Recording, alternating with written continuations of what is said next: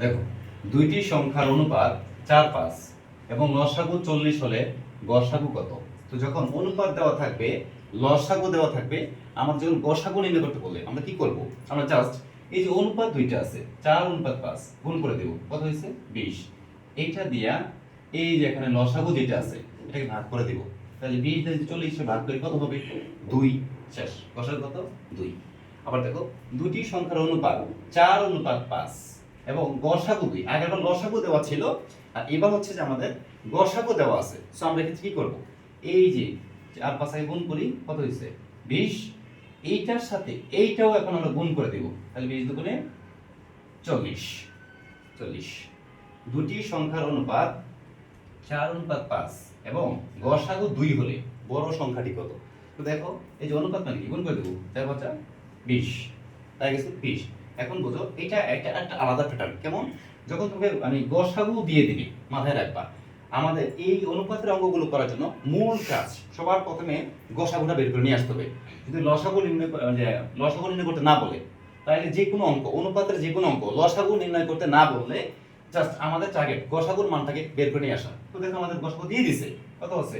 2। আমরা কি করব? এইটা দিয়ে গসাগু দিয়ে ছোট অনুপাতকে গুণ করলে ছোট সংখ্যা পাবো, আবার গসাগুর মানটা দিয়া বড় অনুপাতটাকে গুণ করলে বড় সংখ্যাটা পাবো। That's clear? সো গসাগু 2 দ্বারা যদি এই ছোট সংখ্যাকে গুণ করি, 4 2 8, ছোট সংখ্যাটা হবে 8, তাহলে বড় সংখ্যাটা কত? 5 গুণ 2, 5 2 10, বড় সংখ্যাটা কত? 10। সেম ভাবে অনুপাত আছে 4-5, কত আছে? 4-5। আর লসাগু দিছে, আমরা কি বলছিলাম যে অঙ্কগুলোর ক্ষেত্রে আমাদের কাজ কি? আমাদেরকে গসাগুটা সবার আগে বের করে নিয়ে আসতে হবে। সো এই দুইটা গুণ করি, কত হয়েছে? 20। এইটা দিয়া এই লসাগুটাকে ভাগ দিব, এই 20 দ্বারা ভাগ দিলে কত হবে? 40 ভাগ 20 2। 2 পাইছি, কিন্তু গসাগু এটা কি পাইছি আমি? গসাগু। আমাদের কাজ কি? গসাগুর মান দিয়ে যদি আমরা এই অনুপাত ছোটটাকে গুণ করি ছোট সংখ্যা, বড়টাকে গুণ করলে বড় সংখ্যা। সো কত পাইছি গসাগু? 2। এই 2 দ্বারা 5 কে গুণ করব, তাহলে বড় সংখ্যাটা পাবো। তাহলে 5 দুগুণে 10। বলছিল বড় সংখ্যাটি কত?